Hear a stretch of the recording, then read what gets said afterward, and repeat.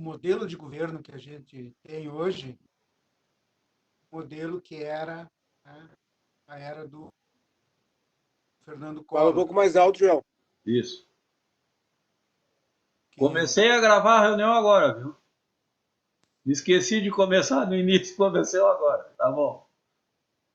eu estava vendo assim a questão da semelhança, né, do governo da era Fernando Collor com o governo que nós temos hoje.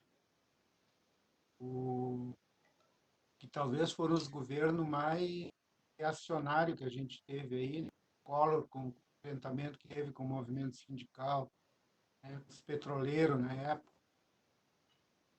Mas uma semelhança entre eles assim é o apoderamento das cores, né, da bandeira do Brasil, que que eles usam isso.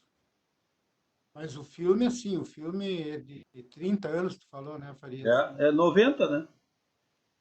Esse filme vai ser atual daqui a 50 anos, porque o Estado é o Estado, né? É isso, ele não vai mudar. A intervenção que tiver do Estado não é muito raro a favor nosso. Como tu falou, nos 14 anos a gente até teve alguns lampejos, eu vou dizer assim.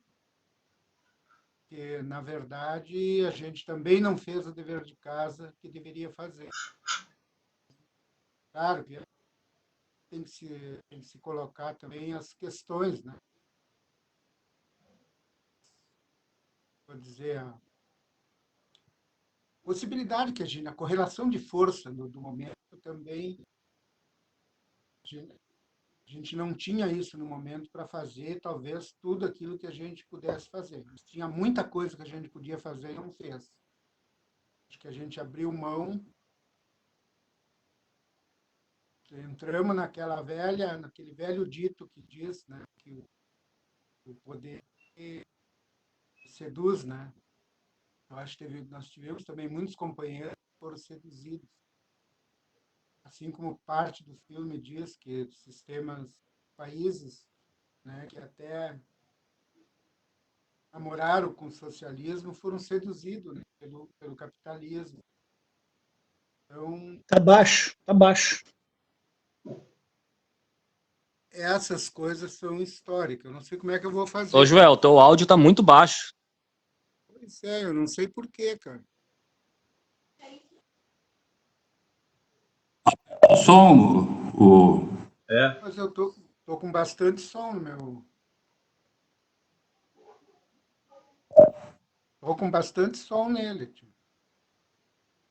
Mas eu acho que é isso. A história, eu acho que é bom. Joel, aproxima então a tua fala do microfone.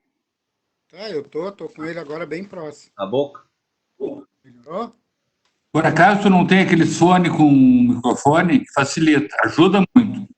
Não tem, não. Tá, então toca. Até vou ver depois, eu acho que eu tenho sim. Mas depois eu vejo. Mas eu acho que é isso. Eu acho que é importante esse filme, acho que nunca é demais a gente rever ele, porque ele é bem atual mesmo.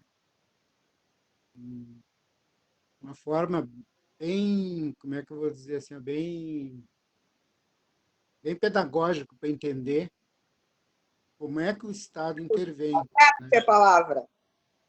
Oi? Didático. A palavra é didático. Isso. Se tu me Didático. permite, ajuda. Isso, também.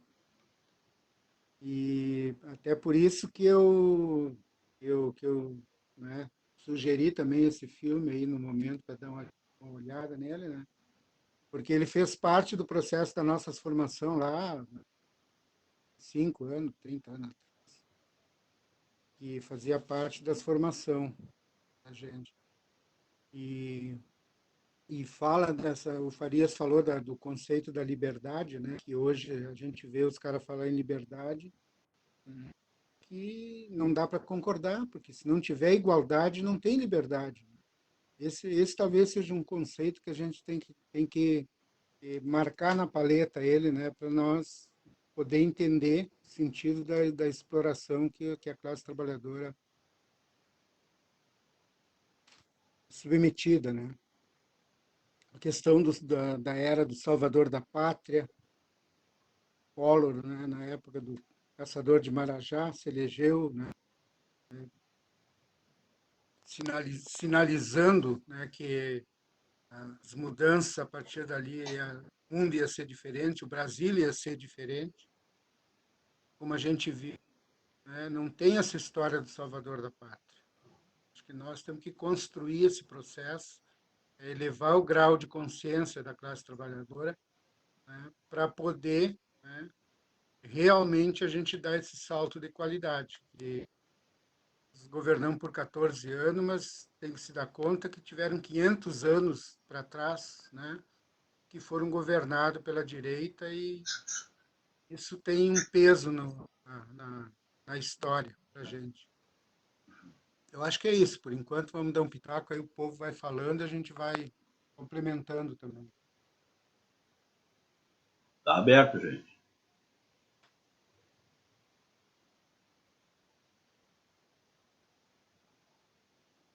Eu tinha marcado a mãozinha ali. Ah, eu não vi a mãozinha tua. Eu não sei se tu tem como ver isso, porque aí ficaria bem mais fácil. Pois é, vou dar uma olhada aqui, peraí. Onde é que é?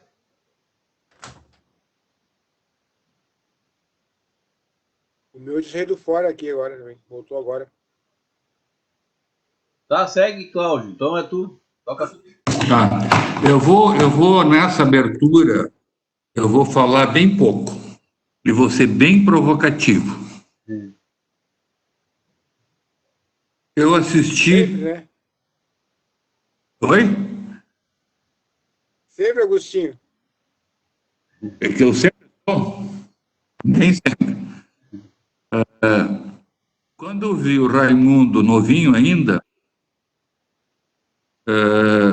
eu me lembrei dos debates daquele período histórico.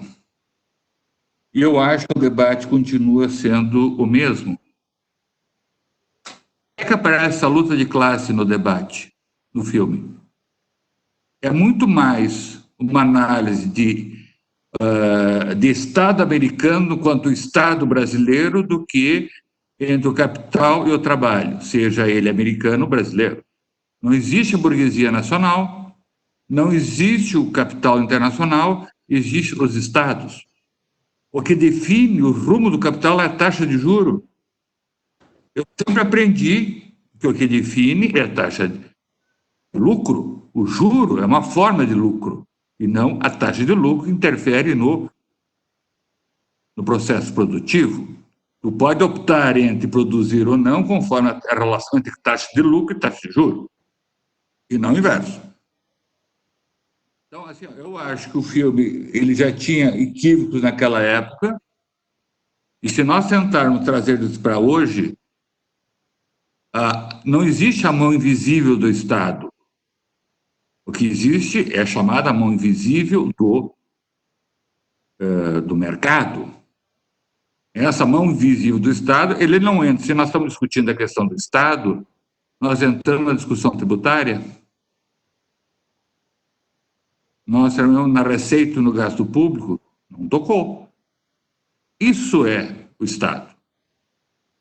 Então, assim, volto a dizer, eu estou sendo bem provocativo e acho que a gente tem que aprofundar a análise. E os equívocos que o Raimundo comete no texto, boa parte são os mesmos que o PT cometeu. A gente não fez o que, assim, nós, PT, o PT não fez, o PT fez aquilo que achava que o setor hegemônico queria fazer, achava que tinha que fazer, aliança com o capital. Isso aí. Essa é a consequência. E o próprio Raimundo, ele não diz isso, mas ele defende, na época ainda defende hoje, aliás, hoje já não mais tanto, né, que não tem mais, a defesa com a burguesia nacional. E por isso é o Estado nacional contra o Estado americano. E dá para aprofundar essa discussão, eu só estou levantando a leve. Ou seja, não é. Eu estou colocando, inclusive, de uma forma tosca. Para quê? Mas tá bom, tá bom. É isso mesmo. Para fazer uma provocação. Parei aqui, depois eu retomo. Boa. Eu não estou conseguindo ver a mãozinha aqui. Mas o pessoal vai ter que falar. Ah, tá, vi a mãozinha do Cláudio ali. Boa, agora eu vi. Eu vi a tua mão. Tá aberto, gente.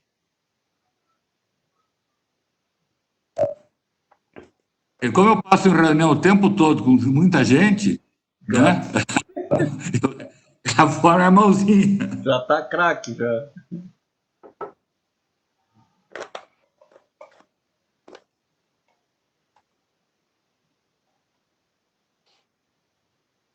E aí? Quem se atreve? Índio? Tá ouvindo, Farias? Fala. Cara, de novo, nós vimos o filme ontem. Eu, a Sara e o João, os três de novo sentados na sala, vimos o filme. A gente achou, assim, uma coisa muito matemática ali. Tem uma coisa de números que é difícil de entender. Viu 3 vezes o filme, né? Tu mesmo falou. E é difícil nós compreender de novo o momento de hoje, a realidade que foi feita naquele filme lá, naquele governo. Então, a gente tentou interpretar e fazer uma discussão do momento, mas a gente não achou uma relação de novo ao momento de hoje. Mesmo do capitalismo, mesmo da crise, mesmo que seja ali o que foi dito do corona, que realmente não existia, né? Então a gente conseguiu, todo mundo olhou, mas a gente não conseguiu relacionar de novo o momento de hoje com a crise que talvez vai vir no futuro. Aí sim, mas não agora. E a nossa avaliação ali, que foi feita bem tranquila, que não foi discutida em casa, com a família, com o filho, com todo mundo, a gente achou que nós vamos passar por momentos bem piores do que está sendo hoje. Isso é uma coisa óbvia, né? E aquela demonstrou mais isso. Então, hoje está aqui, o pessoal está acompanhando. Então, estão aqui do lado, vendo o filme, ouvindo a live. E eu acho que, cara, o que eu vou dizer do filme? Eu vou dizer que eu não consegui entender, na boa. Joel, foi um filme que foi bem passado, mas foi bem complexo, para mim, foi difícil de entender. Um filme daqueles com o momento de hoje.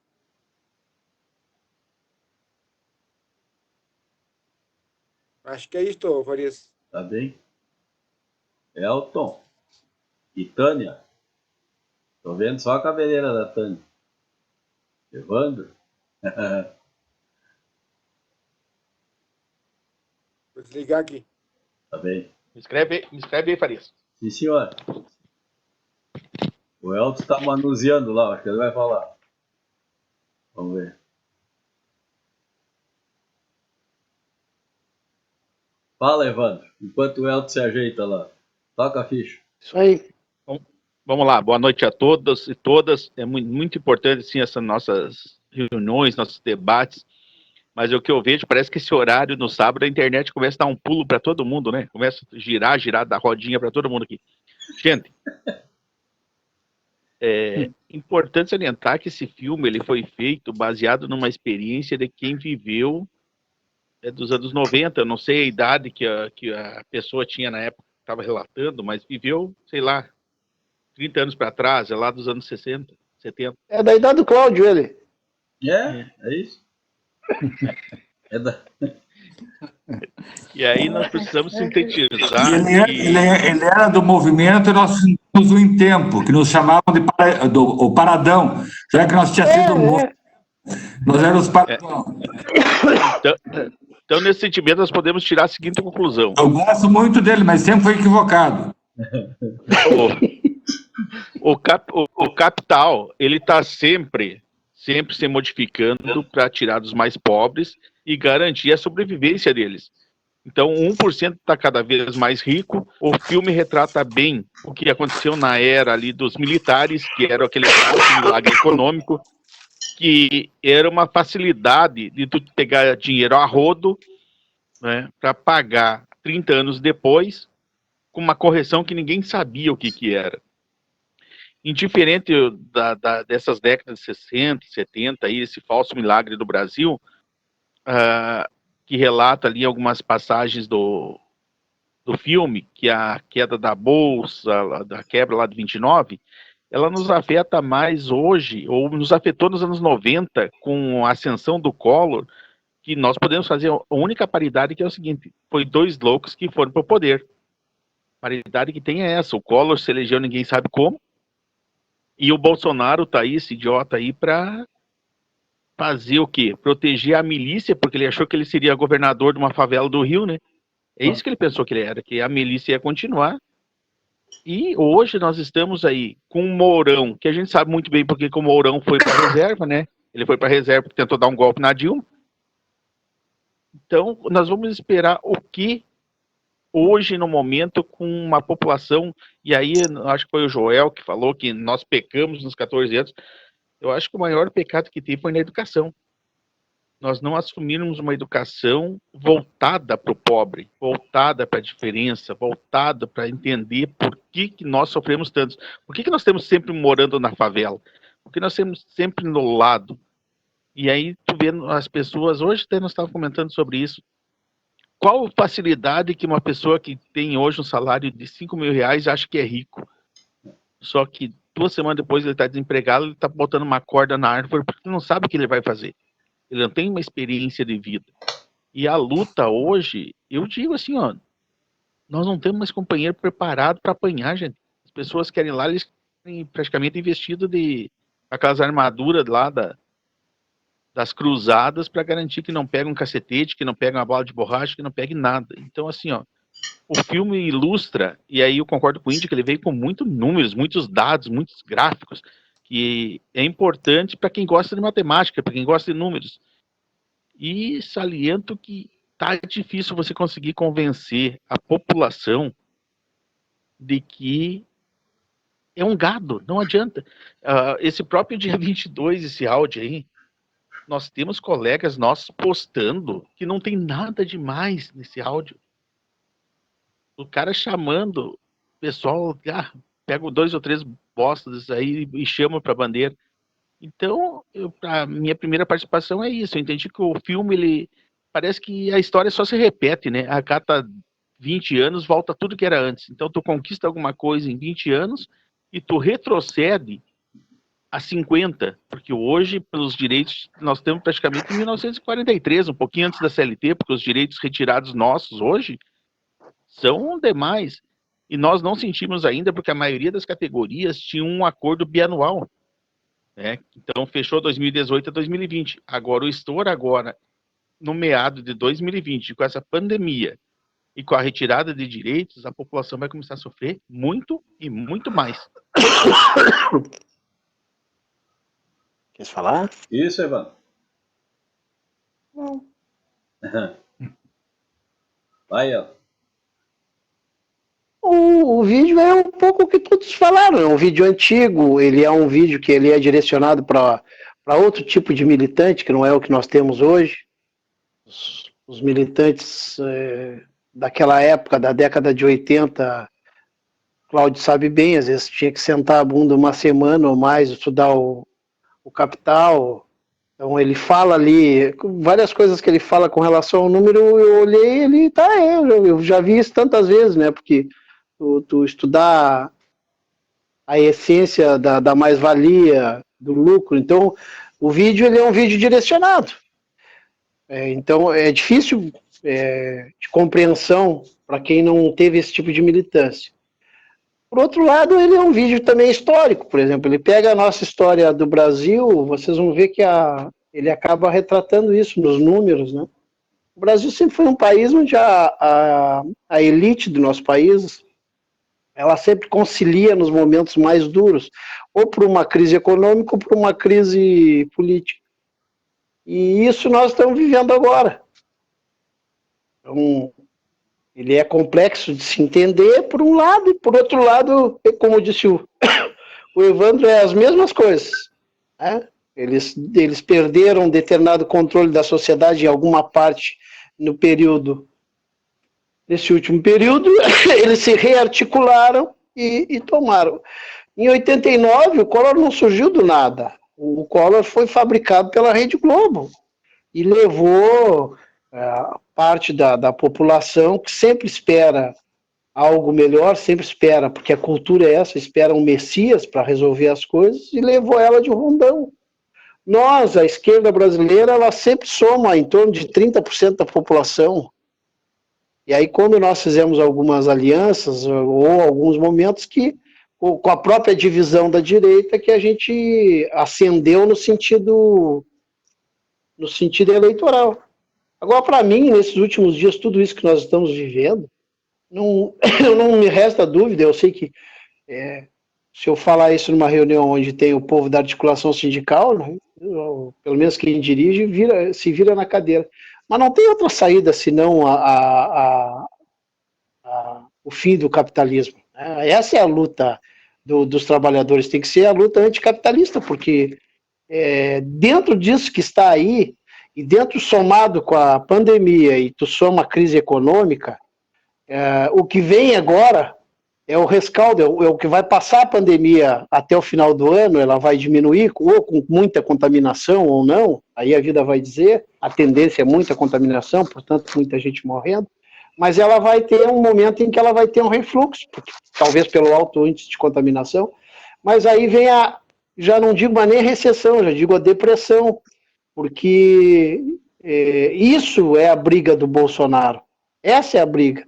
Para o pós, então, está num processo de se armar e se preparar para conter o que vier depois. Então, aquelas falácias dele, assim, armar o povo.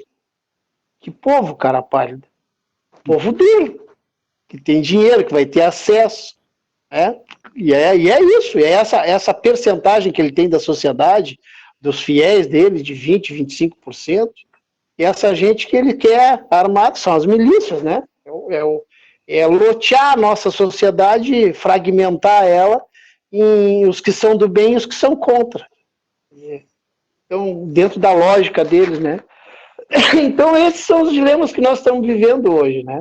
E que nós temos que acertar os nossos rumos, assim, o que nós queremos disso, né? Porque parte do movimento social vai lá, faz um 1º de maio, que é um escárnio, com esta gente ligada a ele, porque eles, quando chega na hora de tirar direito dos trabalhadores, eles têm unidade. Todos eles. Do Dória ao Witzel, todos eles. E, inclusive, teoricamente, os nossos governadores de esquerda, todos eles metem a mão no salário do funcionalismo por consequência dos trabalhadores. Então, essas coisas que o movimento social vai ser levado a se definir que tipo de luta vai fazer. É uma luta reformista, manter o que tem aí, ou é uma luta anticapitalista? Então, a vida vai fazer com que essas coisas se apresentem. E nós vamos sair da zona de conforto, viu? Porque não tem, do jeito que as coisas estão se apresentando, não vai ter vida fácil para nós. Ou nós vamos cooptar, passar para o outro lado, parte, né? Isso acontece. E fica bem quietinho, deixando o barco correr. Mas do jeito que os caras são, eles não vão deixar ninguém quieto, mesmo que tu não queira, eles vão para cima. Há um dado positivo que é a entrada dos partidos pedindo um impeachment, porque mesmo que o Centrão, por exemplo, está fechado, não dê, há um processo de desgaste, né? Uma outra coisa positiva, com as atitudes, com a vinda a público do vídeo, uma boa parte da classe média, da pequena burguesia, se vira contra também o Bolsonaro. O isolamento dele político vai aumentando, mas ele consegue se sustentar porque ele está blefando, ele está peitando ali o Supremo Tribunal Federal com o apoio das Forças Armadas, que são coniventes, não existe nenhum sinal de que haja alguma diferença entre eles, né? O sinal estão bem claros. Então, mas os trabalhadores, a esquerda brasileira continua numa atmosfera de tentar, parte da esquerda, de tentar conciliar para resolver. Não vai conseguir. Uma outra coisa que nós vamos ter que fazer, já em seguidinha, talvez no mês de junho, é sair para a rua. Isso está começando de menor e ele vai aumentando os movimentos de rua. Está saindo alguns agrupamentos, daqui a um pouco vai começar a sair. principalmente se entrar nessa questão educacional e resolverem querer mexer com a juventude, esse movimento, a tendência é aumentar. E depois, ali para julho, setembro, provavelmente vai ter movimento de favela, de periferia, porque a comida não vai chegar para todos. Os 600 pila não seguram todos. Eu estou aqui desejando? Não, eu estou fazendo uma leitura, eu posso estar completamente errado. Agora, a fotografia, a conjuntura que se apresenta hoje, ela leva para isso. Se vocês pegarem o vídeo, vocês vão ver que nós vamos ter saques, que nós vamos ter roubos, aumenta a violência, na década de 80, quando o milagre econômico foi para o saco. E aí eles tentam remendar, não conseguem, porque não tinha para todos a taxa de juros altíssima. E o salário, a inflação alta e o salário desgastado. E esse é o nosso processo. Claro que tem as peculiaridades, por exemplo, a inflação nossa hoje é muito mais baixa. Deflação, sim, deflação baixa, recessão, sistema produtivo não está operando. Então, são efeitos colaterais e são características diferentes do momento que se vive, né? Não é mais ou menos por aí, para começar o papo. Beleza, tá aberto. Escreve aí. Vai firme. O Farias. Vai, Gerson. Fala aí, o que é? Só uma pergunta, Welton. Aqui em Porto Alegre, tu sabe que vai ter o ato amanhã de novo pro Bolsonaro, né?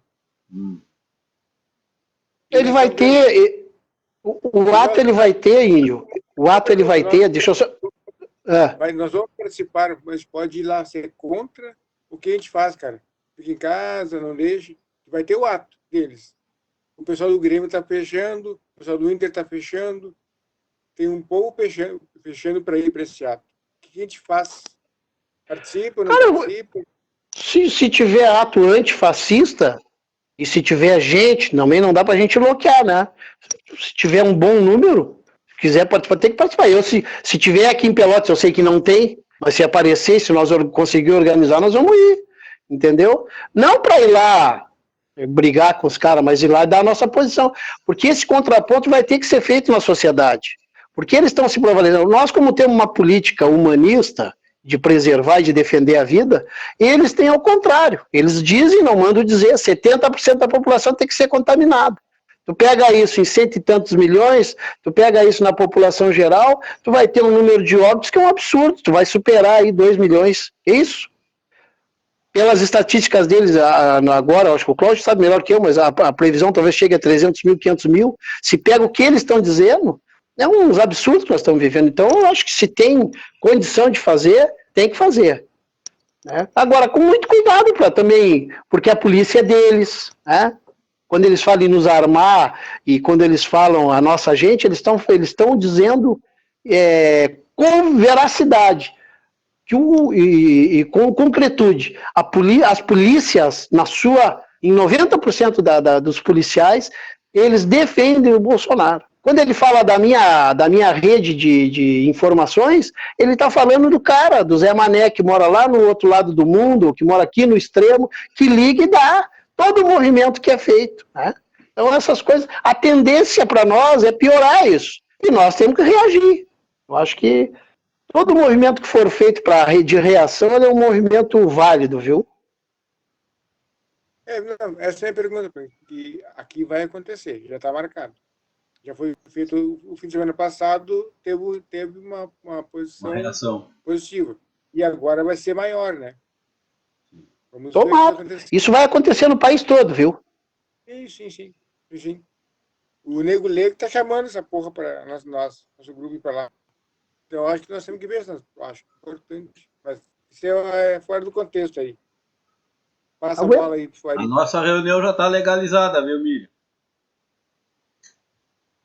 Ô, Gerson, queria falar?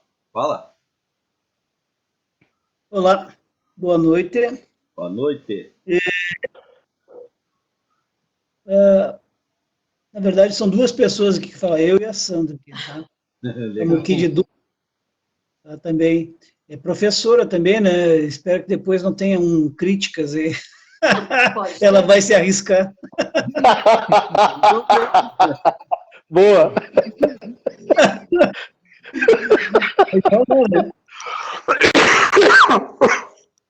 Mas, assim, primeiro, super válido essas nossas conversas. Não conhecia o título aí do livro, mas não sabia do vídeo. Assistimos nós dois aqui. O vídeo, eu achei, sim, tentando olhar o vídeo como um todo, que o Adam Smith ali, acho que ele foi sacaneado. Lá em 1776, eu acho que o propósito dele não era ser o pai aí do capitalismo, neoliberalismo, sei lá, o liberalismo na época, né? Neo veio depois. Eu acho que a intenção dele era não tão sofisticada como se tornou o capitalismo atual, mas ele ajudou a empurrar, sim, né? Inocentemente, acredito eu aí. Tem que ler mais a respeito dele. Né?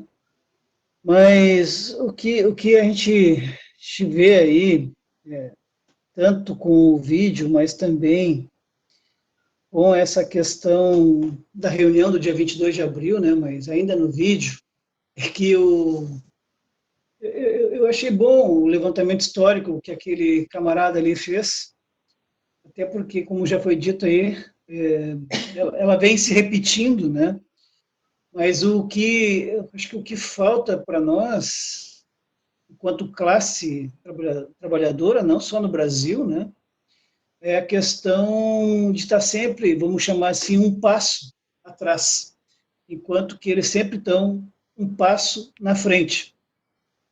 Se a gente não conseguir, pelo menos, ficar, não digo um passo na frente deles, mas na mesma passada para lutar, tentar achar uma igualdade na batalha, né? Porque a batalha continua desigual. É isso.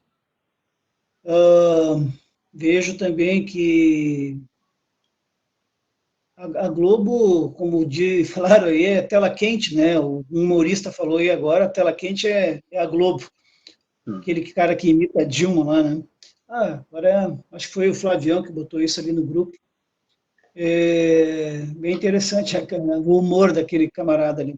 Mas ele coloca que, acho que com esse vídeo aí, ele nos ajuda, tá? A liberação dele. É claro que a intenção da Globo e dessa burguesia toda não é essa, né? Querem tirar esse louco de lá para botar um soberano deles lá. Na verdade é isso, botar um estilo FHC, um João Dória aí da vida, porque o Witzel, aquele é outro louco também, né? Então não perde muito por coisa de dois cariocas muito parecidos. Mas eu penso que sim, essa questão aí da divulgação do vídeo, né, aquela baixaria toda, né, eu acho que isso, pelo menos eu entendo que boa parte dos trabalhadores, que alguns deles até que não se acham trabalhadores, né, como foi dito aí, é só perder o emprego e não adianta ter até consideradamente um bom salário, porque no outro dia ele já não paga o aluguel. Então, eu acho que isso nos ajuda a fazer com que esses, se não são contra nós, eles entrarem por uma suposta neutralidade, e não mais ir para o parcão, né? Talvez não vá para a esquina democrática, mas também não vão mais para o parcão. Então, isso nos ajuda bastante. Eu acho que nós temos que, sim, aproveitar o momento e tentar dar um passo à frente. Repassa aqui para a Sandra. Aqui. À vontade, Sandra. Está em casa? Oi, boa noite. Boa noite para todos. Bom, eu fiz algumas anotações aqui que eu queria compartilhar com vocês. Olhando o filme hoje também nunca tinha ouvido falar nisso, né?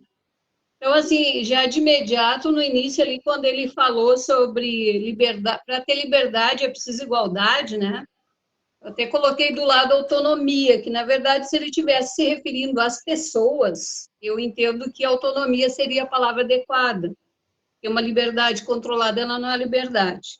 Mas, no meu entender, aquele filme ali, ele traz essa questão da liberdade econômica mesmo, né? Concorrência de mercado. Porque no momento que ele coloca ali que o que estaria por trás das camas e da casa, ele fala no trabalho. Então, no meu ponto de vista, quando ele fala da igualdade, ele está se referindo a isso, porque no momento que ele tem peso diferente, as mercadorias, elas vão ter um valor diferente. Então, não cabe mais a troca em si, né? Uma coisa pela outra. Porque alguém ia sair, no ponto de vista econômico, perdendo. E, então, para mim, fica mais evidenciada assim, essa questão que o índio traz um pouco, né? A questão da economia mesmo, né? Mas o que eu, assim, leiga, consegui, ou ao menos entendi um pouco, é justamente isso, que ele defende o livre mercado. E quando coloca essa mão invisível para mim, né, eu vejo assim algumas questões que a gente tem visto, tem sofrido.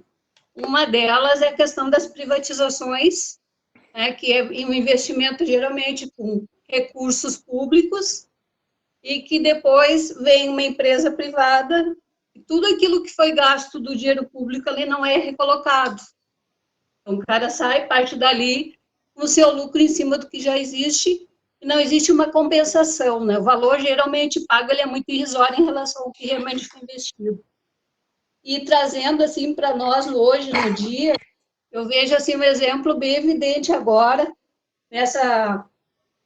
Está por trás também, que alguém colocou aí o estado mínimo, o quanto para nós, como trabalhadores, é prejudicial. Agora a gente está vendo que nem na minha área que é educação, os ensino remoto, né? A gente vê essa diferença de igualdade que não existe na escola pública e na privada, justamente pela questão do investimento que não ocorre. E a mesma coisa no campo da saúde. A gente vê hoje o que está acontecendo, né? O enfraquecimento do SUS. Então, são pontos assim que eu coloco para a gente avaliar em relação a esse filme, que apesar de ser lá dos anos 90, para mim não é tão velho assim, afinal de contas a gente já estava começando a militância, né? Mas, enfim, eu acho que ele não perde não o seu, a sua valia de discussão, porque ela é um permanente, é uma situação que a gente ainda vive, eu, do meu ponto de vista, ainda vai continuar vivendo um tempo enquanto ocorrer isso. Então, é isso que eu tinha para colocar, para contribuir aí. Beleza, Sandra. Valeu. Tá aberto ainda, gente, para quem não falou. E queira falar, é claro. Miriam.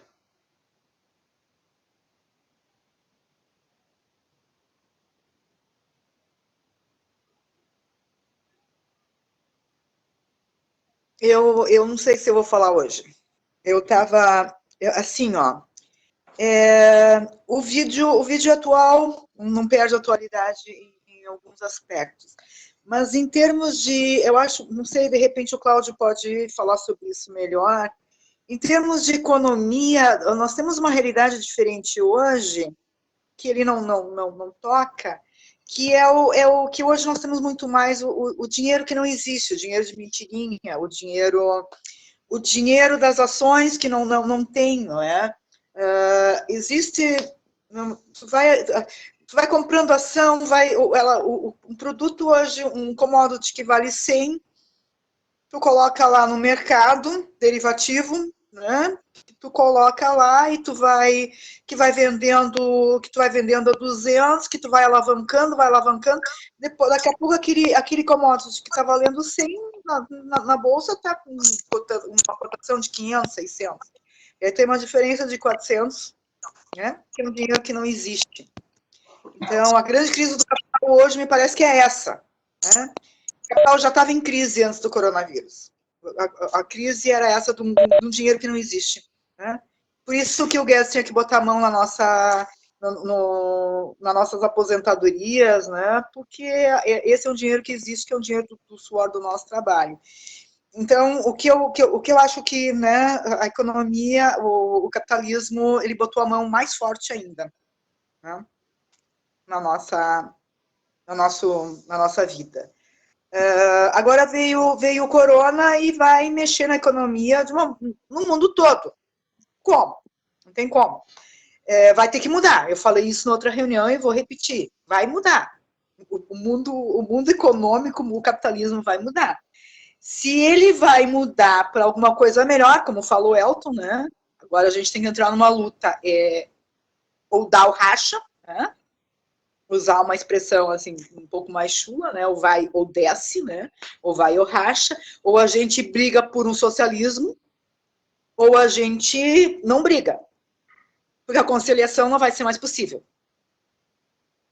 Certo? A crise econômica vai ser tal no mundo todo que não vai ser mais possível essa conciliação. Dá cá, vem cá. Não, isso não vai dar. Não vai dar, não vai ter isso. Concordo com o Elton com isso. Não vai ter isso. Acho que ou se vai para a luta mesmo, ou já está perdido.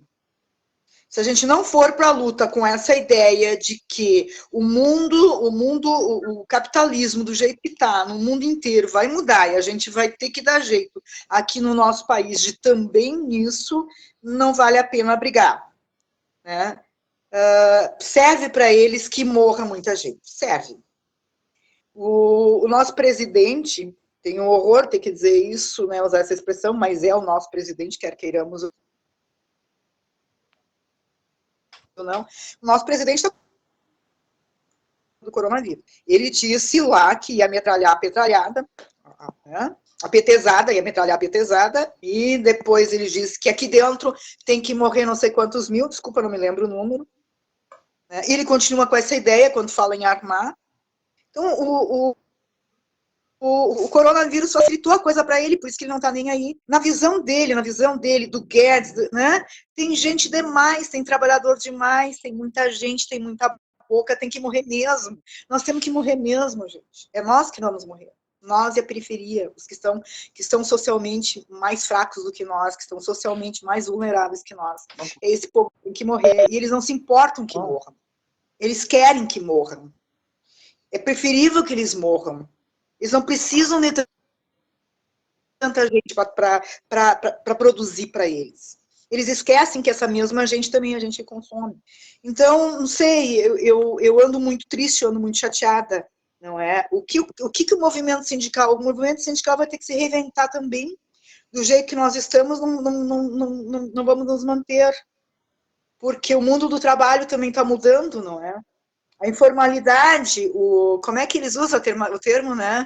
Que agora todo mundo é pequeno empreendedor, o empreendedorismo está cada vez mais forte, né? O empreendedorismo nada mais é o novo nome de servidão, escravatura quase, é uma servidão, né? Então é isso, né, gente? Eu sinceramente, eu não sei o que contribuir, eu não sei. Eu estou numa situação que eu disse na reunião passada, eu estou realmente... Eu tô assustada, né? Tô assustada. Não é só pela doença, não é? Ontem morreu um primo meu que morava numa casa geriátrica, insuficiência respiratória, nunca teve problema de saúde nenhum, coitadinho do João. Não é coronavírus, até porque o nosso governador deu jeito, só se morre agora no Rio Grande do Sul com o de coronavírus, se ele estiver hospitalizado, sei lá, tudo mais, né? Ele está preparando para que a gente vá, ele concorda nesse ponto, eles são alinhadíssimos, ele e o Bolso gosta, não é? Tem que morrer mesmo, né? É isso que eles querem. Como nós vamos fazer, como nós vamos reagir, essa é a grande discussão, Eu lamento. Acho que a minha fala não é nada positiva, né? Eu tenho uma filha que é instrutora de yoga e ela acha que vão meditar que tudo vai ficar bem, né? Eu digo para ela, medita, minha filha medita bastante, porque medita para tua mãe, que a tua mãe está enlouquecida. Eu não sei o que nós vamos fazer. Acho que esse é o nosso grande desafio. É por isso que nós temos que conversar, por isso que nós temos que nos reunir, é por isso que nós temos que pensar o que é que nós vamos fazer para sair dessa sinuca de bico. Era isso, para quem não ia falar, até que falei muito. Obrigada. Tá bom. E aí, gente, mais alguém que não falou? Não, eu vou passar para o Cláudio. O Cláudio estava com a mãozinha levantada. Cláudio ou Elton? Está se mexendo. Maria, Quem? Tânia? Falar. Ah, A Miriam falou, eu vou falar. tá bem, tá vendo? Eu acho que a angústia que a gente tem, né? Eu assisti de tarde o filme, né? O vídeo, e questão econômica eu deixo para o Cláudio fazer a análise ali, que ele já fez as provocações, né? Teve um companheiro que colocou da questão também do uso das cores, né? Isso se repete agora. E a gente não consegue ver o vídeo e não fazer essa análise do que a gente está vivendo, como diz a Miriam e a Sandra, né? Nós estamos, assim, ó, numa recessão terrível, as pessoas perderam seus empregos, né? Muita gente já está beirando a miséria, eu sei porque a gente foi entregar cestas na escola, né? Eu fui lá entregar cestas, e as pessoas que foram pegar cestas eram as pessoas muito humildes, né? Que são ali do bairro Navegantes, Farias, ali. Sei bem. Sabe bem ali, né? Então, já tem um povo, né, que está muito necessitado. Né? A gente fez a entrega das cestas na escola. E todo esse vídeo que veio à tona, né, do Bolsonaro e as falas que ele faz no vídeo, assim, ó, eu me tenho por humanista socialista. Tá? E é assustador, porque aquela coisa de armar, não é armar o pobre, não é armar o que é muito caro, é armar essa classe média e essa burguesia, né, que tem ódio de pobre, né, que não respeitam as mulheres, que não respeitam os negros, que não respeitam, né, o LGBT, que não respeitam ninguém, né, e que vão usar isso, como a polícia faz, para atingir essas pessoas. Né? Se eles puderem, né, acabar, que eles pensam assim. Eles pensam assim. É quase uma eugenia, essa gente, louca. Então, a gente vive um momento assim, ó, muito difícil, que vai ter confronto. Né? Vai ter um grande confronto na nossa sociedade. E isso, para mim, vai se dar em seguida. Se esse confronto vai nos fazer com que a gente avance para superar o capitalismo, eu não sei. Porque é uma conjuntura onde os movimentos, as esquerdas estão fragmentadas, né? Tem grupo para tudo que é lado, cada um pensando de uma maneira, uns achando, né, que tem que fazer um movimento de reforma do capitalismo, outros achando que tem que acabar com o capitalismo. E tudo isso depende do que as pessoas, né, do que o povo, do que nós, que somos povo também, do que nós possamos fazer também enquanto agentes que têm alguma influência, né, na sociedade ou nos nossos círculos.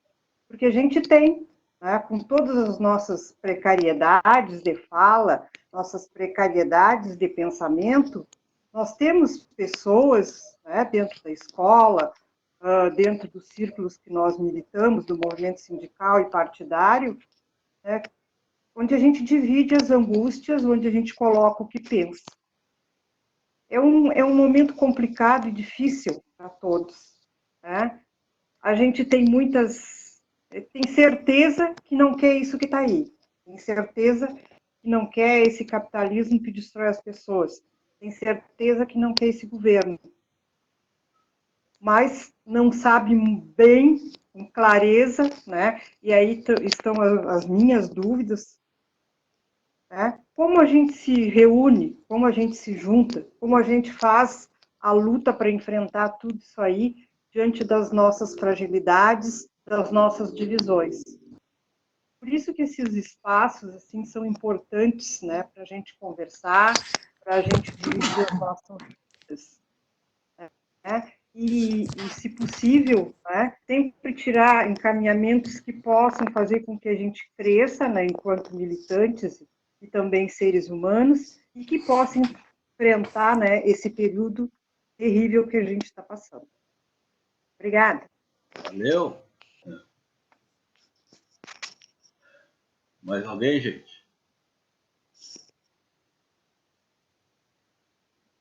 E aí, Cláudio? Pronto? Ninguém entrou nas tuas provocações, mas vamos lá. Por isso mesmo, eu fiz as provocações e, pelo visto, não tive nenhum sucesso. E, ó, Mas então agora eu vou fazer as mesmas provocações de outra forma. tá certo. Agostinho, não foi provocação. Tu fez uma colocação. Não, fiz uma provocação fundamental. Não puxou para nós. Assim, então eu vou, de uma forma bem sucinta, dizer o que eu acho do filme, do vídeo, e depois eu vou entrar na discussão da conjuntura. Isso aí. É o que Cláudio. Então, Cláudio, te Oi, peço licença. eu estou escutando, fala. Dentro da tua provocação, né, o que eu vejo do filme e do momento, primeiro, taxa de lucro versus taxa de juros.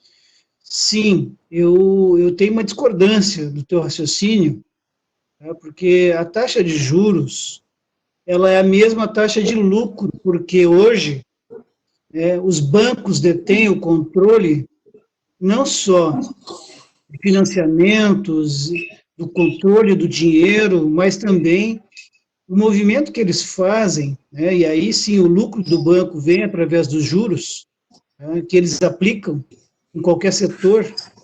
De jeito nenhum. Essa é uma mera fantasia tua. Sim, por isso que eu estou dizendo que é minha. É minha, é o meu fantasia, isso é fantasia, isso tu não mostra através de nenhum documento. Tu não consegue nenhum balanço de nenhuma empresa, isso está me dizendo. Cláudio, já que tu provocou, escute minha réplica à tua provocação. Escute e depois eu vou dormir com as minhas fantasias. Eu estou escutando. As minhas fantasias.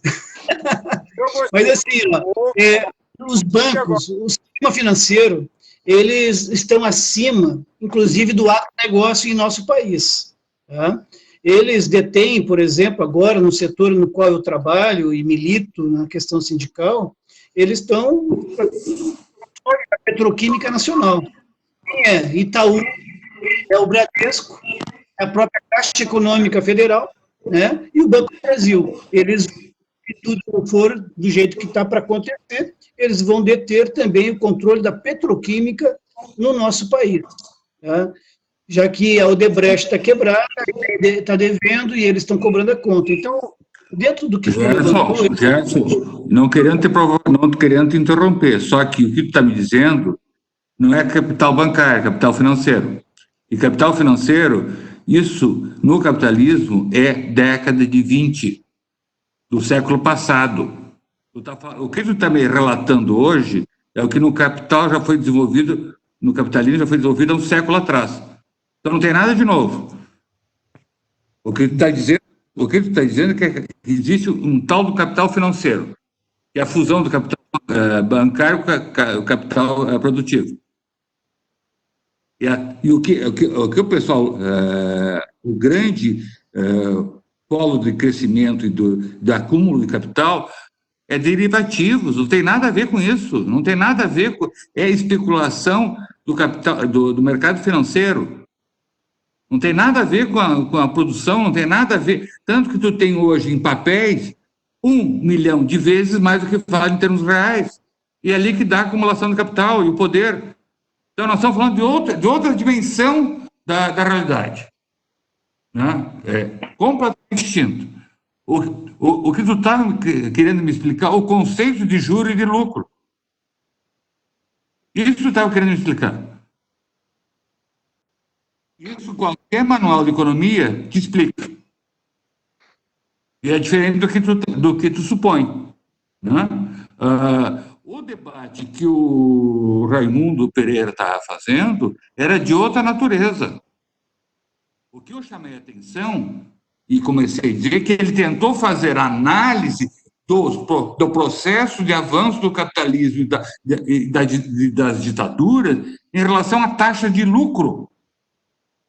Eu acho uma análise equivocada. Ele não faz uma análise de relações capital-trabalho, ele fala de governos.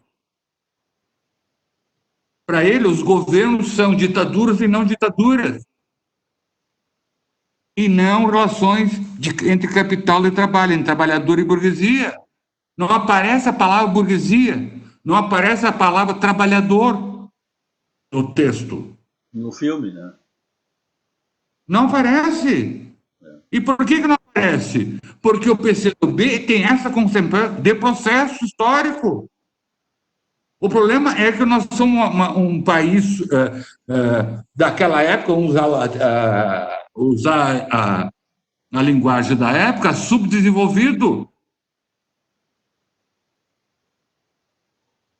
É disso, se eu pegar essa e começar a usar a linguagem da época, vocês vão dizer assim, o que é isso?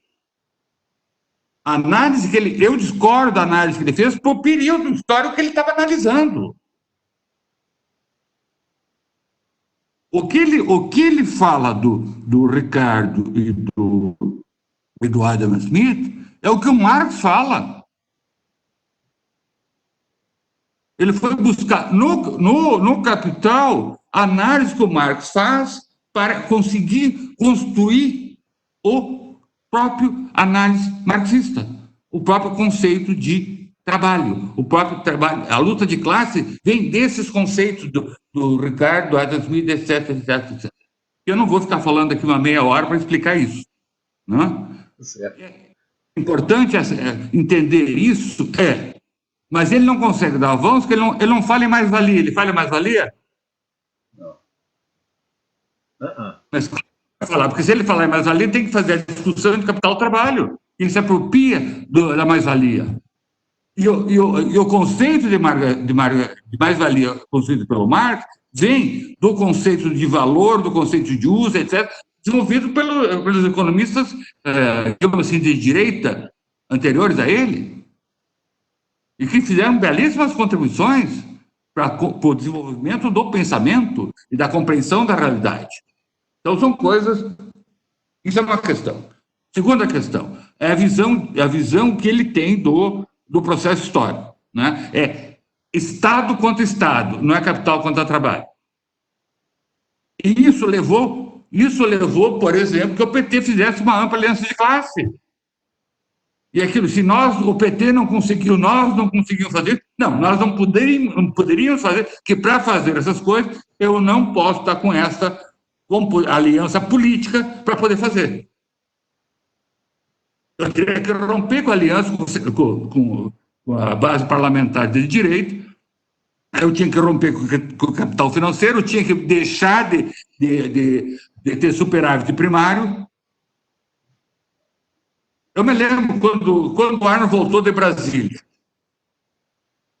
para passar o Natal aqui. E ele estava lá na equipe de transição. E veio com a história que ia lá para a fazenda. Eu fiz uma pergunta para ele. Como é que vai ser o déficit primário? Não tem como mexer, vamos manter a mesma história, não está.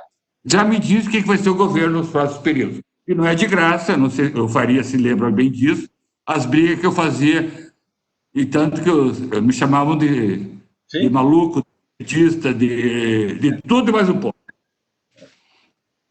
Né? Porque eu apontava que o governo Lula seria um governo neoliberal, através dos seus instrumentos. Não levou ao limite que os outros levaram, mas era isso. Bom, nós podemos ficar discutindo essa questão por várias horas, e eu gostaria de um dia fazer essa discussão com devido tempo para as pessoas entenderem toda a visão que eu tenho desse processo.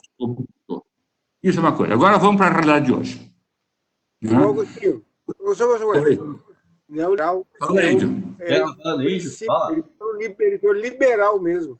Nosso governo foi com muita aliança. Nós ganhamos o governo com a política. O Joel fala muito isso, e eu escuto isso. E assimilo. Ganhamos porque fizemos aliança com o cu do mundo. Com a palavra, né? Ficou a palavra aí. Sim, mas é isso, mas isso foi porque nós perdemos a eleição do Collor por equívocos do PT, da direção nacional do PT, do Lula, da coordenação da campanha, né? Aí, o que o Zé disse logo em seguida? Nós temos que ampliar as alianças. Para isso, nós temos que acabar com o processo, com o poder dos núcleos. Ali acabou com o PT. Mas isso é uma longa discussão. Alô? Oi, estou ouvindo. Não, achei que tinha caído aqui.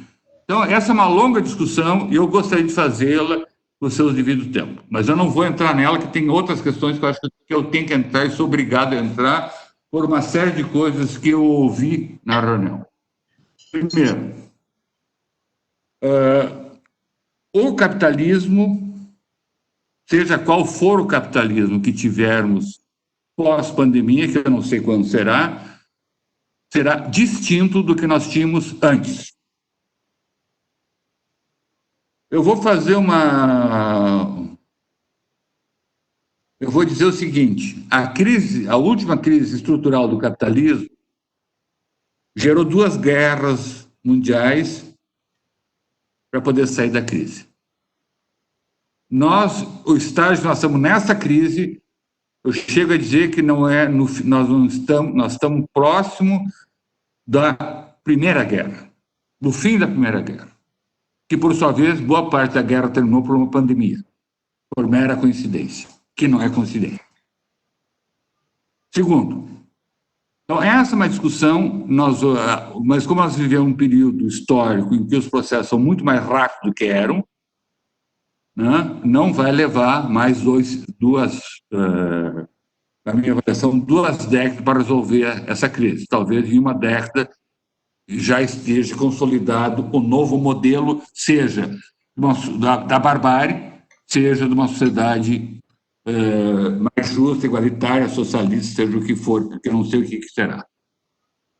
Mas, independente disso, assim, nós estamos vivendo um momento que, para mim, é definidor do próximo século.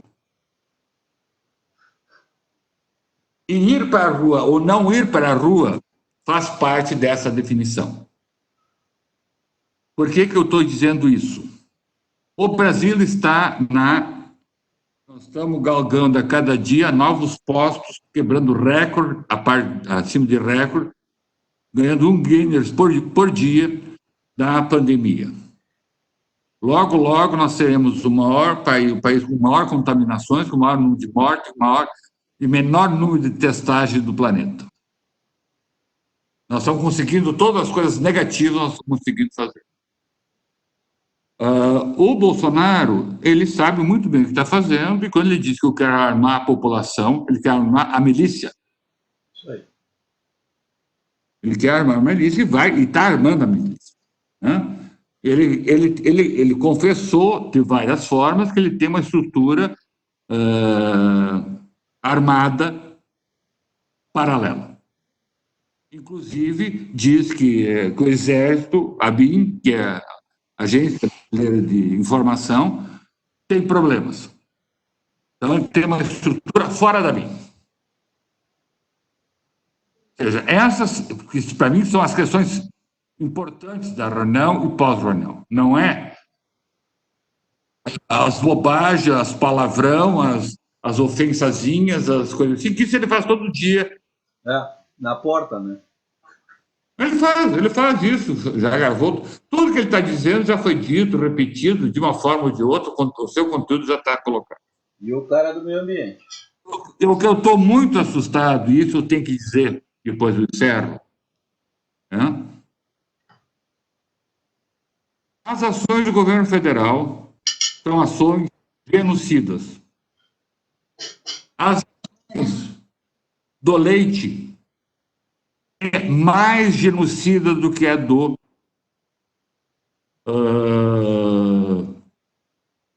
Bolsonaro. Por quê? O Bolsonaro é tacanha, é tosco. Ele fala as bobagens que quer falar, diz de forma clara para todo mundo. e quer ouvir, escutar, está bem claro. O que o Leite fez aqui? Ele criou um mecanismo que ele diz que é baseado na ciência, que ele chama de distanciamento controlado, baseado em algumas variáveis extremamente importantes. E se eu olhar sem uma análise mais séria, eu vou dizer que é plausível, que é racional, que é aceitável.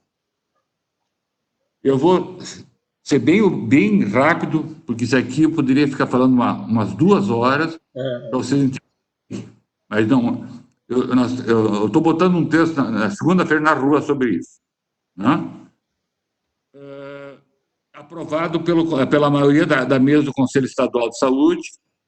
Esse texto está pronto uma semana já, só que teve que ser adequado para os outros, para não ser uma coisa pessoal, e sim uma coisa mais ampla. Né?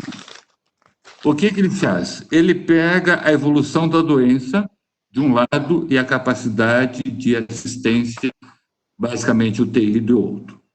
E soma mais duas variáveis importantes, que são a participação, o risco de cada setor econômico e a sua participação no PIB. Dizendo, em cima dessas variáveis, de uma forma científica, com dados técnicos, abrindo ou fechando as coisas. Só que tudo isso é mentira. Eu não tenho a efetiva expansão das contaminações no estado do Rio Grande do Sul. Eu tenho dito que, no mínimo, tu tem que multiplicar por 20 vezes. Esse mesmo número, o país já fez um estudo com as curvas epidemiológicas em vários países, e chegou ao mesmo número. A pesquisa da UFPEL, de 15 dias atrás, já apontava 15 vezes. Como ela tem um atraso de 15 dias entre a efetivo adoecimento e a pesquisa em si, quando saiu a nova rodada, que deve ser nos próximos dias, nós vamos chegar, ele vai chegar aos 20 por 1, provavelmente. Então, nós temos uma subnotificação por absoluta falta de teste ou não realização de testes no Rio Grande do Sul. O Brasil, o país que menos testa, e o Rio Grande do Sul também. Então, nós temos uma subnotificação assustadora. Segundo, a estrutura hospitalar não está com a capacidade que eles estão mentindo que estão. Vou dar um exemplo simples e idiota. O Hospital de Clínicas ampliou quase que duplicou a sua capacidade, só que as UTIs que foram criadas, eles falavam em 70 UTIs por Covid. Eu fiz uma pergunta para a Secretaria Estadual de Saúde, quando me responderam, aí tinham fechado a unidade do Álvaro Alvim. No fim das contas, o acréscimo de leitos do Hospital de Clínicas foram 10, não 70. Tá louco. Está cheio de inaugurações de UTI que não tem respiradouro. Então, são UTIs fantasmas. Isso é para nada. Essa semana tinha a utilização da UTI de Torres estava 160%. A de Venâncio Aires estava 130%. Carazinho, 3 Passos e mais umas 3 ou 4, 100% de utilização. Se eu olhar a bandeira, tudo amarelo.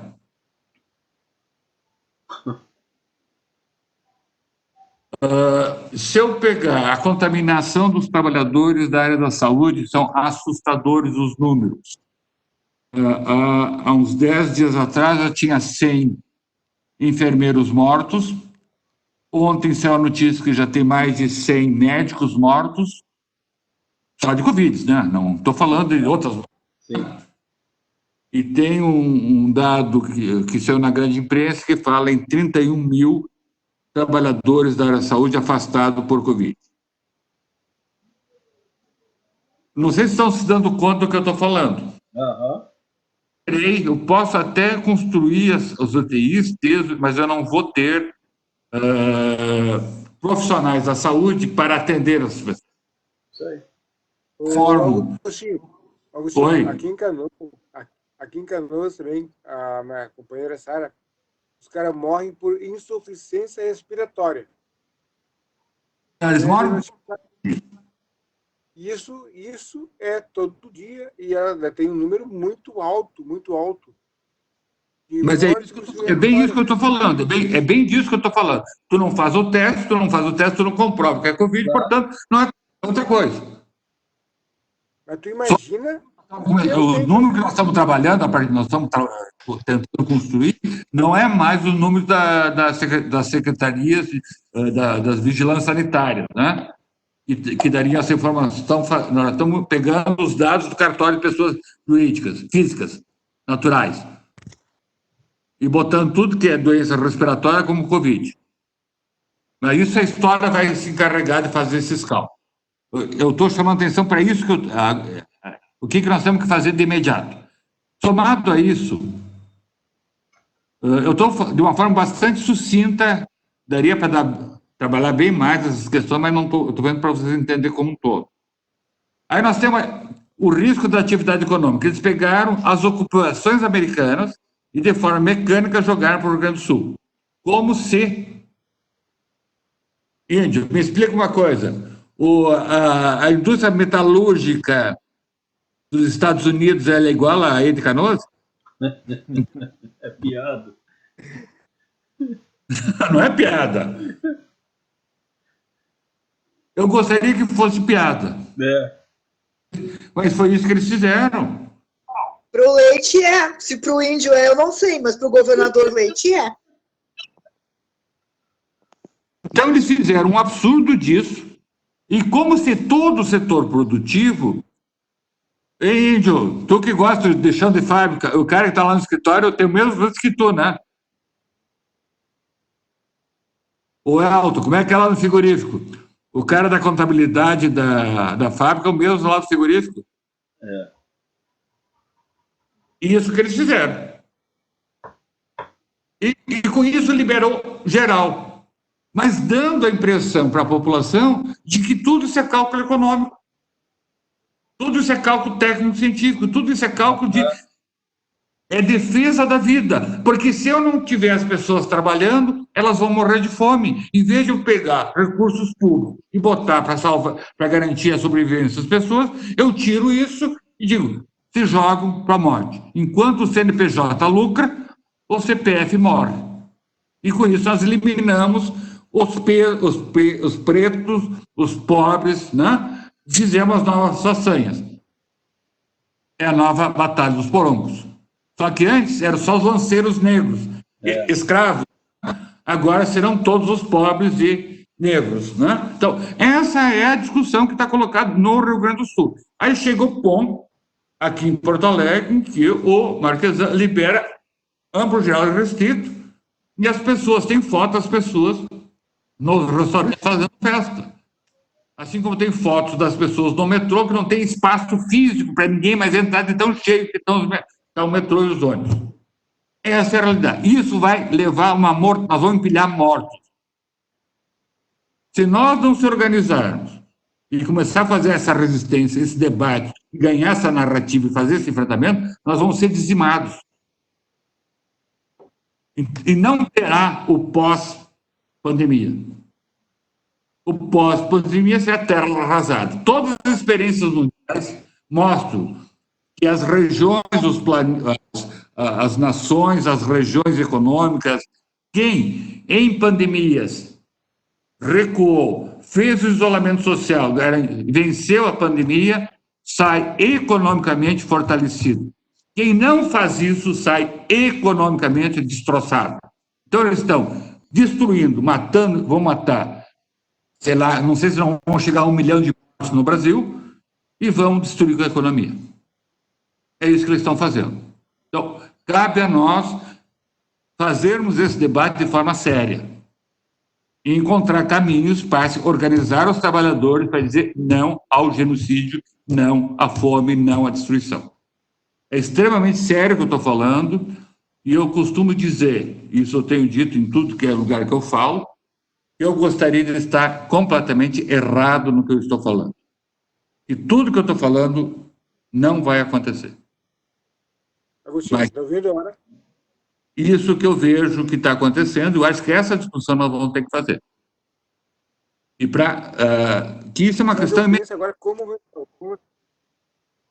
Oi? Fala aí. Não entendi. Eu estou pensando como movimento social, como sindicato, como entidade, como morador, como trabalhador de movimentos sociais. Como é que a gente vai fazer isso, cara? Nós estamos muito limitados. Nós estamos fazendo isso o máximo possível.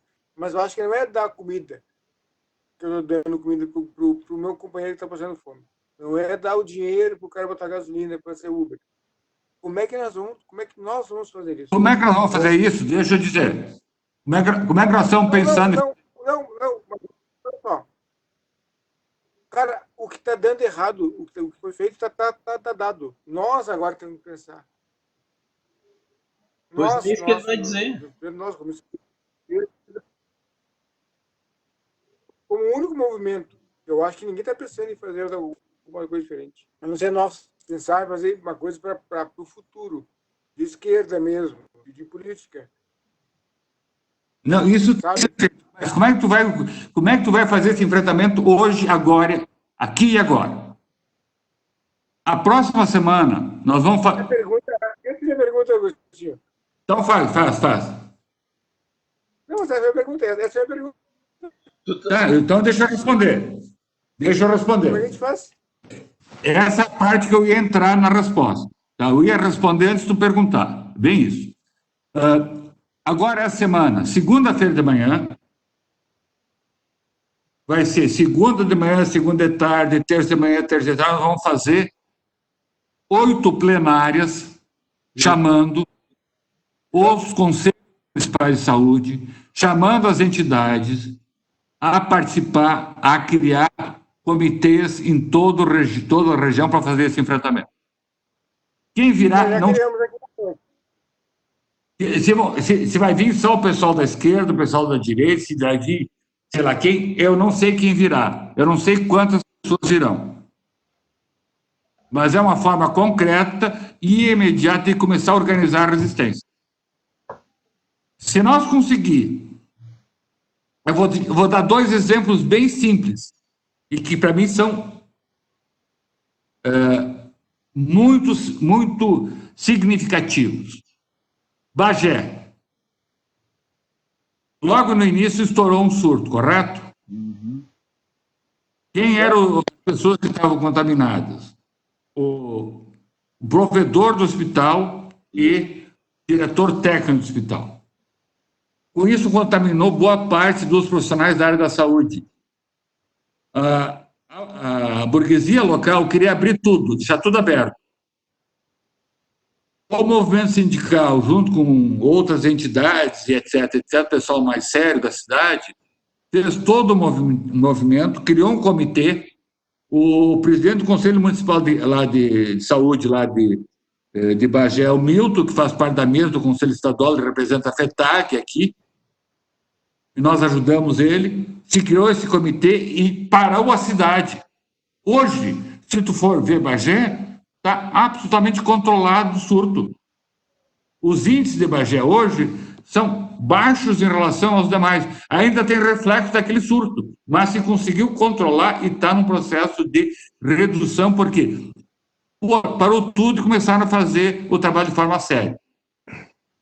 Através de quem? De um comitê, eu nem sei se é nome que eles deram lá, mas é a sociedade se organizando e fazendo enfrentamento. Passo Fundo. Matando as pessoas, o movimento sindical lá dos trabalhadores da alimentação, o pessoal do Conselho Municipal, lá, o Neri e outros, fazendo todo o enfrentamento e não conseguiram. Conseguiram reunir 40 entidades, chamaram o Ministério Público do Trabalho, que interditou.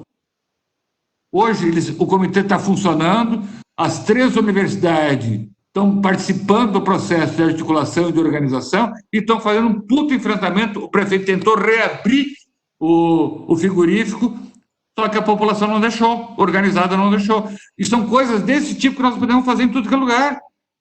Mas isso depende de nós, a nossa ação política enquanto entidades sindicais, enquanto pessoas que defendem a vida, etc, etc. Se isso vai ser de forma presencial, se vai ser via virtual ou coisa assim, passa a ser quem pode ir vai, quem não pode não vai. Eu não vou sair de casa. Eu entrei na fila de risco várias vezes, já tive um tumor no pulmão, se eu pegar o coronavírus eu morro. Então eu não posso sair de casa, a não ser se o cara me matar. Né? Então, essas coisas a gente tem que ter todo o cuidado e fazer as ações de tal forma que a gente consiga efetivamente vencer esse processo como um todo. E vai depender, o pós-pandemia, do que nós conseguir organizar na pandemia. Nós estamos num período de profunda crise que nós temos toda a chance de sair fortalecido dela. Ou nós temos todas as chances também de sair de lá destruídos. Esmagado. Vai ter a nossa vontade de organizar, de lutar e etc. Se nós conseguirmos organizar e lutar, nós vamos ser vitoriosos e fortes. Se nós ficar assistindo e fazendo bobagem, nós vamos virar pó. E, por sinal, termino dizendo o seguinte: nós não conseguimos que a CUT Nacional assinasse o impeachment, porque não tem acordo interno da articulação. E não consegui, nem reunião eles aceitaram fazer. Tá louco. Não estou louco. Eu vou ficar louco assim. Eu vou enlouquecer desse jeito, né? Eu paro por aqui que eu falei demais. Tá bem, gente. Tem mais pergunta para fazer para o Cláudio? Eu acho que a contribuição do Cláudio foi excelente. Eu acho que é isso o que está se vendo, né? Está todo mundo sentindo isso. Porto Alegre e o Estado tá nessa pretensa normalidade com ciência, que é história, né? É isso que o Cláudio está dizendo. Correto? Corretíssimo. Nós temos um governo federal que a gente sabe qual é o pensamento, e aqui ele está travestido. Literalmente está travestido. Eduardo Leite literalmente está travestido. Tá dizendo e está dizendo uma coisa e está usando a ciência e usando mal, né? E usando mal a ciência. O Elton e a Tânia conhecem bem isso, né, Elton? E Tânia? Claro. Com RBS por trás ainda por cima, com RBS por trás. Então, acho essa pergunta que o Índio fez sobre o ato aí dos bolsonaristas aí para enfrentar os caras, não sei o quê. O Elton está dizendo que nós vamos ter que começar a sair, não sei o quê. Eu acho que uma coisa é nós começar a sair e fazer tipo aquela mobilização que teve em Brasília, pelo impeachment lá, as faixas, com afastamento, com máscara, tudo. Bueno, nós vamos ter que começar a fazer essas coisas. Na frente dos hospitais, exigindo EPI. Bom, vou ter que começar a denunciar essas coisas. Mas eu acho que não é o momento do enfrentamento pau a pau ainda. Cara a cara. Não, pode chegar um... Pode falar. Por exemplo, se nós... Fala. Tá ligado, meu? Tá ligado. Tá. Se nós morássemos na região de Manaus, Ceará, por exemplo, provavelmente nós estaríamos aqui pedindo socorro um para o outro para ir para frente do hospital para a gente poder fazer com que o nosso ente fosse atendido, porque é isso que aconteceu lá e é isso que pode acontecer aqui. Não, o que vai acontecer se nós vamos barrar logo? É isso aí, não, eu sei disso. Então, e a pergunta do Índio, ela é pertinente porque é o seguinte, claro, entre nós, a gente conversa bem. Agora, por exemplo, quando eu vou para uma fábrica, como nós fomos há 3 semanas atrás, levamos aquele documento do Ministério Público do Trabalho para forçar as empresas a regrar, dar espaço, distanciamento, botar álcool gel. O nosso maior inimigo naquele momento não era a empresa, era o próprio trabalhador, com medo que nós estivéssemos lá para acabar com o emprego dele. Ele não conseguia enxergar não conseguia enxergar que nós estávamos lá para preservar a vida dele. E claro que não fomos corridos, porque a gente se impõe e vai, e nós topamos entre nós em comprar a bronca, porque a gente sabe que os dias trabalhavam a nosso favor, né? E a crise ia apertar, mas é difícil, viu? É difícil para qualquer setor. Qualquer um de nós chegar, se eu for aqui no boteco da esquina, dizer, vamos para casa, não fique aí, tu vai me dar, tu vai pagar o meu salário, tu vai me sustentar, porque o imediatismo faz as pessoas não pensarem, né? O sistema faz isso, ele opera isso, né? Infelizmente. E as pessoas estão com fome, né? Claro. Se tu não dá condição de vida para ela vai trabalhar, porque senão ela vai morrer de fome. Uma coisa é morrer daqui. Para vocês terem uma ideia, os camelô aqui em Pelotas estão fechados. Tá? Tá fechado o prédio. Hoje eles passaram o dia do lado de fora, com barraquinha, se molhando, tá aberto. O pessoal vai. Mas dentro do prédio, onde se houvesse um regramento e um controle da prefeitura, todos ficariam abrigados e daria para controlar. É umas coisas insanas que essa gente faz. Não tem cabimento. Mas é isso que está acontecendo em tudo que é lugar, né? Nós vamos para os encaminhamentos, Farias? Vamos. Mas antes disso, assim, uma coisa importante que aconteceu em Porto Alegre domingo, o pessoal do Bolsonaro está fazendo um ato aqui perto de casa, ali na frente dos quartéis. E é isso aí que o Índio estava falando. E o pessoal da torcida do Colorado foi lá e correu com eles. A cena é muito time bom é outra coisa. É isso aí que o Nego Lê quer fazer de novo. Deixa fazer. Quem é novo, pode ter que fazer. Eu queria ver uma coisa... Viu, Elton? Pode ser. Eu não tenho problema nenhum que a torcida do Inter faça isso. Mas que Só que eles têm a torcida antifascista. E a primeira foi gremista. Tá bem. Ainda bem que nós temos nos dois a torcida antifascista. Isso é bom.